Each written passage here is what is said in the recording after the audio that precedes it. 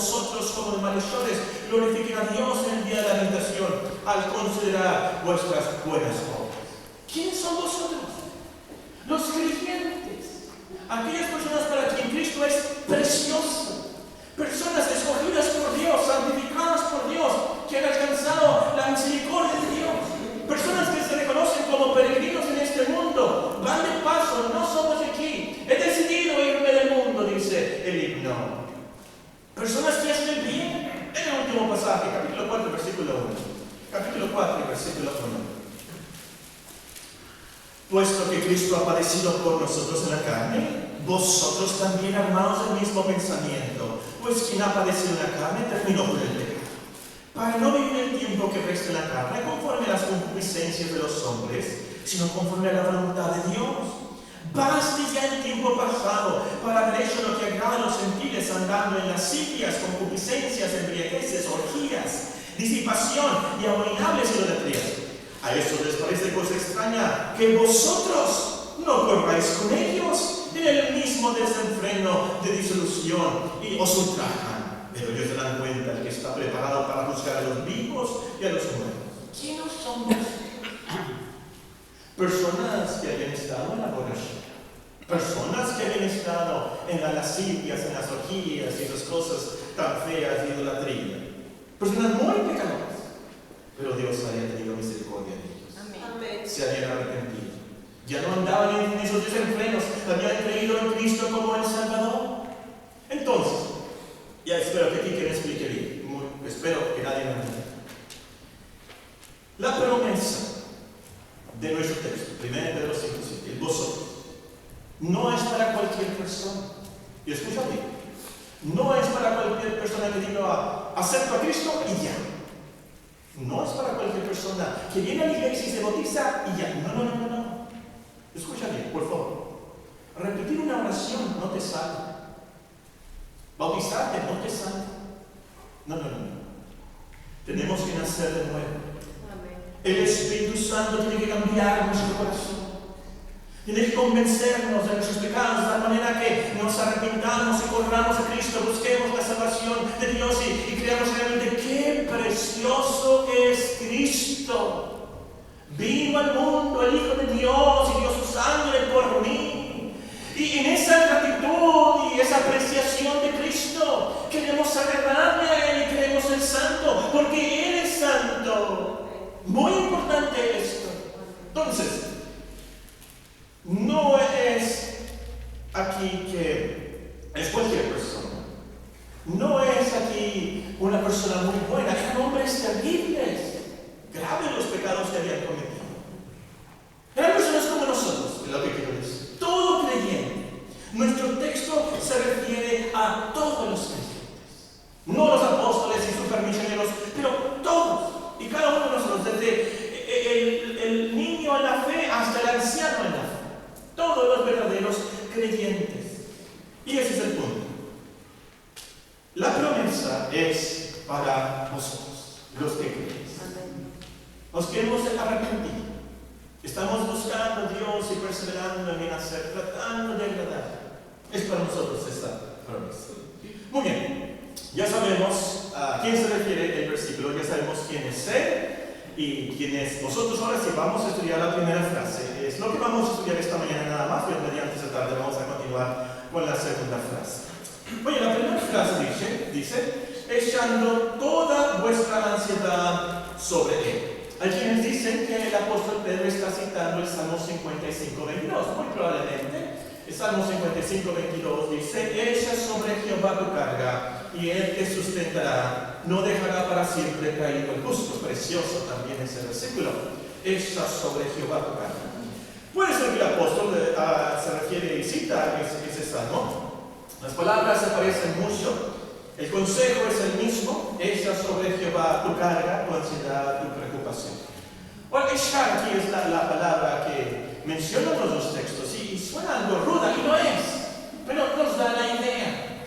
Busqué esta palabra en la Biblia. Si se menciona otra vez esta palabra, echar, la misma palabra que usa el apóstol, hay solamente una sola vez en toda la Biblia que se menciona esta palabra una vez más. Y es en el pasaje donde los discípulos echaron sus mantos sobre el pollino para que Cristo subiera al pollino y caminara a entrar triunfal a Jerusalén. ¿Se acuerdan? Entrar triunfal a Jerusalén, ¿se acuerdan? Semana Santa, ¿se acuerdan? Y los discípulos echaron sus mantos sobre el pollino. La gente puso palmas sobre el camino y nuestro Señor Jesucristo llamada a entrar triunfal a Jerusalén. Es la misma palabra, el mismo verbo. Es la única ocasión en que se usa esta palabra en la Biblia, que la palabra que usó Pedro, echar. Y es Judas, sin duda alguna, y creo que a propósito la usa Pedro. Se trata de echar algo que nosotros tenemos y quitarlo de nosotros y ponerlo en Dios. Estamos cargando algo pesado y lo quitamos y se lo arrojamos sobre Dios. El apóstol nos da esa expresión para darnos a entender eso y darnos a entender que esa ansiedad de verdad se puede volver una carga muy pesada.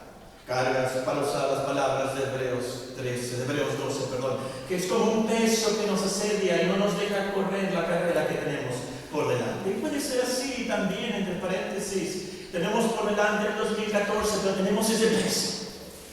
Tenemos ese peso que nos agobia y nos detiene, quisiéramos correr, pero no podemos. Tenemos esa preocupación, esa ansiedad. Y puede ser una carga que nos tumba, nos hace caer en depresión, nos deja postrados en cama, inútiles por mucho tiempo. Bueno, el caso es que aquí nos dice, el apóstol nos aconseja, nos amonesta, nos exhorta, échalos, deshazte de eso, ponlo sobre ellos. Y aquí termina que subrayar la palabra toda vuestra ansiedad. Es decir, las ansiedades pequeñas y las ansiedades grandes, las más simples y las más complejas. Toda ansiedad, la más negra y la más blanca. Hace muchos años estaba en un tiempo de oración. No, por favor, no piensen tiempo y tiempo. No está aquí. Estamos en un tiempo de oración y un hermano, fíjense, un hermano oró. Algo así como, Señor, ayúdame a decidir si debo pintar mi pelo o no. Si debo pintar mi cabello o no. Estamos en un tiempo de oración. Después del servicio, por el culto, pensé, pues le voy a decir a los hermanos, aquí estamos por cosas importantes. Pero pensé, no, a lo mejor en la sencillez del hermano. Al concentrarse, al orar, se olvidó que nosotros estamos ahí orando en público. No le dije nada al hermano. Y podía ser, obviamente, una carga para él, una decisión muy grande, un dilema muy grande. ¿Me voy a pintar el cabello, sí o no? Algunos de nosotros vamos a llegar a ese punto, ¿verdad? Ahora vamos a pintar, sí o no. Pero déjenme decirles, y ese es el punto, Dios no se cansa de nuestras peticiones. No se burla de nosotros. Nunca. Menos por las cosas más simples le alegra a él. Como un padre, una madre se alegra cuando el hijo va y les pide algo de lo más simple. ¿Me ayudas con los zapatos? No me los sé ajustar. Claro. Y también el Espíritu Santo se contrista cuando no vamos a él y le pedimos por nuestras ansiedades. Es como si tu hija tiene un problema y ahí va con la tuya, con la vecina, ¿verdad? Y le dice, la tuya es un problema, y ella le dice a ti. Va con la mecha, ¿verdad? A platicar su problema y no te platica. Tú te vas a sentir muy mal. ¿Por qué no me dijo a mí? ¿Por qué no me platicó su problema? Te vas a sentir muy mal. Así el Espíritu Santo, por supuesto, se contrista cuando nosotros nos vamos con nuestras ansiedades y vamos ahí con el psiquiatra, vamos con el psicólogo, buscamos en internet. Y Dios, le pedimos a Dios, no le decimos a Dios. Ahora, hay que aclarar esto de ansiedad. El versículo nos dice, echando toda vuestra ansiedad. Ansiedad. El diccionario dice, ansiedad es un estado de agitación, inquietud o zozobra del ánimo. Un estado de agitación, inquietud o zozobra del ánimo. Y también quiero leerles la otra definición del diccionario. Dos definiciones del diccionario. Ansiedad es una angustia que suele acompañar a muchas enfermedades, en particular ciertas neurosis, y que no permite sosiego a los enfermos. Ansiedad, angustia que suele acompañar a muchas enfermedades. Menciono esta definición Porque hay buenos cristianos que por enfermedades sufren de los nervios, ataques de ansiedad, taquicardias, y creen que el problema es espiritual. Pero es físico, biológico el problema. Y tienen sus amigos como los amigos de Job, que insisten. Tú vas a tener pecado para que tengas ese problema. Y peor, y es una tragedia que muchos pastores también lo acusan de pecado al pobre hermano. Y le dicen, no, te vas a tomar ese tafil. No. Tú vas a ver cómo te va, arrepiéntete. Y acusan al hermano. Lo martirizan. Cuando la verdad es que tiene una enfermedad, un desbalance en sus hormonas, o un problema con su serotonina, y lo que necesitan es un cuartito de tafil. Ahora, sin efectos secundarios y de la posible adicción y todo eso, problemas con los antidepresivos y cómo cambian de personalidad, puede ser todo eso. Pero hermanos, debemos de aprovechar los dones de Dios en la medicina.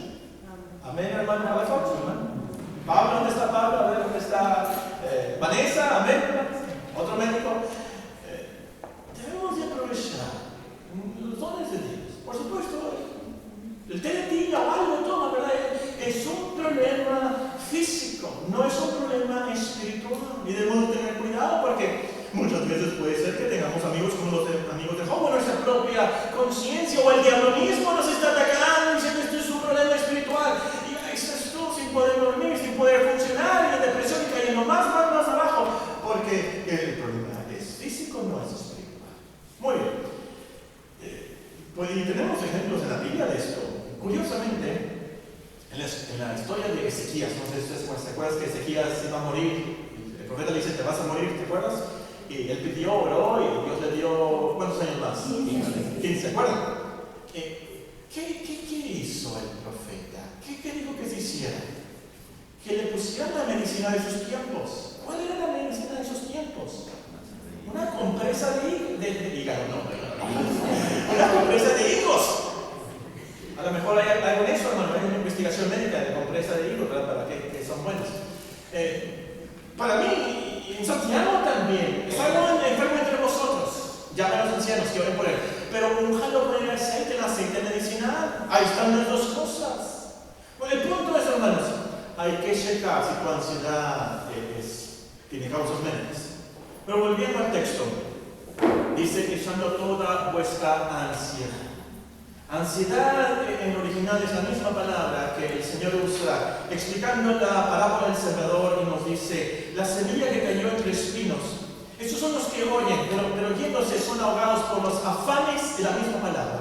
Afanes y las riquezas y placeres de la vida no llevan fruto. Afanes es otra traducción. Es la palabra que usa el apóstol Pablo cuando escribe, sobre mí se agolpa cada día la preocupación por todas las iglesias. La misma palabra. Ansiedades por todas las iglesias, dice el apóstol. Entonces, ansiedad es lo que nos afana, lo que nos preocupa. Y déjeme decirle, todos pasamos por eso. Todos. Hay personas que no tienen ningún afán, ninguna preocupación, se la llevan sonriendo aún en el verano, con el calor, y en el frío, con tanto frío y todo, y se la llevan sonriendo sin problema.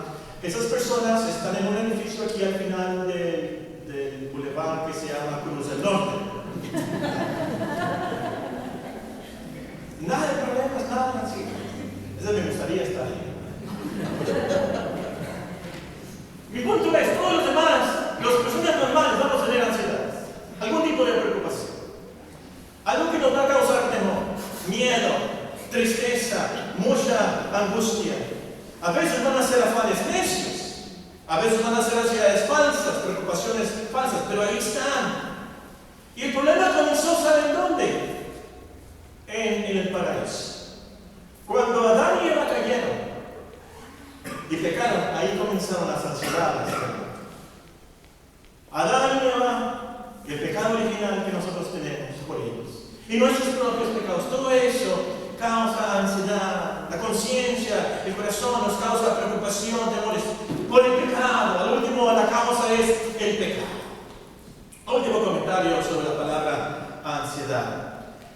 El apóstol da por sentado que nuestra ansiedad, la cual vamos a echar sobre Dios, es una ansiedad legal, una ansiedad bíblica, por así decirlo. Que no vamos a echar sobre Dios una ansiedad, una preocupación antibíblica. En otras palabras, se trata de problemas, se trata de ansiedades que tenemos como cristianos, no como malhechores, para usar la palabra aquí de Pedro, y los que apuntan pueden escribir 1 Pedro 2:20, 1 Pedro 3:13 al 17, 1 Pedro 4:15. El apóstol nos dice, si vamos a sufrir, suframos como cristianos, no como malhechores. Es decir, estamos grabando ahí en un hotel de paso escondido porque la policía ha descubierto y ha puesto su fotografía en el periódico y lo andan buscando y está muy ansioso, está muy preocupado. Ese robabancos no puede echarle la ansiedad al Señor, por supuesto que no, obvio. Un niño está muy nervioso, está con mucho temor, mucho miedo, mucha preocupación. Ha hecho algo malo, su mamá le va a avisar al padre. Ese niño no puede echar su ansiedad a Dios, lo que tiene que hacer es arrepentirse y confesar su pecado, como nos dice el Salmo 32. Esa es la solución. No puede echar esa preocupación ante el Señor.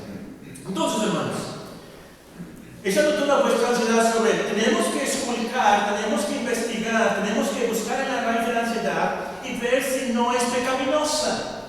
Es el fin de año, te invitan a una fiesta. No tienes que ponerte. Estás muy ansiosa, estás muy preocupada. No sé qué me voy a poner. Pero la verdad es que tu closet está lleno de vestidos. La verdad que tu ansiedad es por lujo. Es que este mismo vestido que usé el año pasado, no voy a usar el mismo vestido que usé el año pasado. Mis amigas me van a decir, es el mismo vestido del año pasado. Y tu ansiedad realmente es tu reputación, tu fama, tus lujos, tu codicia. Esa ansiedad entonces está mal. Chica, protege que tu ansiedad no sea por cosas innecesarias de la vida, que son cosas realmente por las cuales puedes, sin vergüenza, sinceramente, honestamente, llorar a Dios. Señor, aquí está. Muy bien, habiendo dicho eso entonces, cualquier otra ansiedad, preocupación, la podemos y debemos echar sobre Él, sobre nuestro Dios omnipotente, nuestro Dios de toda gracia, nuestro gran Dios y Salvador. Él sí puede cargar tu carga. Tú no, pero Él sí. Para ti te parece imposible, pero para Dios todo es posible. Él puede resolver esa ansiedad, ese problema, esa angustia, esa deuda, porque en su providencia Él dirige todo, aún esa ansiedad. Él sabe qué hacer. En su sabiduría perfecta, Él sabe lo que va a pasar y lo ha predestinado, de hecho, conforme a un plan perfecto. Al recibir entonces tu carga, tu ansiedad, Él la soluciona, la desaparece o te da la gracia para soportarla. Bástate mi gracia, nos va a decir, y nos va a dar esa gracia, porque es el Dios de toda gracia. Te va a dar paz. Aún en ese problema, en esa tragedia, tus amigos van a decir, pero ¿cómo puede tener esa paz? Es una paz que sobrepasa todo entendimiento, porque es una paz de Dios. Te va a dar paz para sobrevivir la angustia. Y tal vez sea otro año con la misma angustia, la misma tristeza y la misma ansiedad. Pero el Señor te va a dar gracia, te va a ayudar, te va a dar la sabiduría, todo lo que necesites para seguir perseverando hasta el final. Amén. Muy bien, Dios mediante esta tarde vamos a continuar nuestro estudio y terminar, porque Él tiene cuidado de nosotros. Oremos.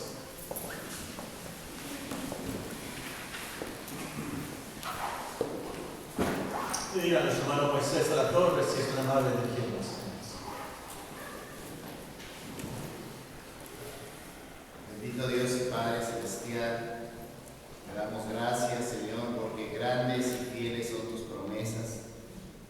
Te damos gracias, Señor, porque al escuchar tu palabra nos anima y nos da ánimo, Señor, para continuar y emprender nuevas actividades cada día.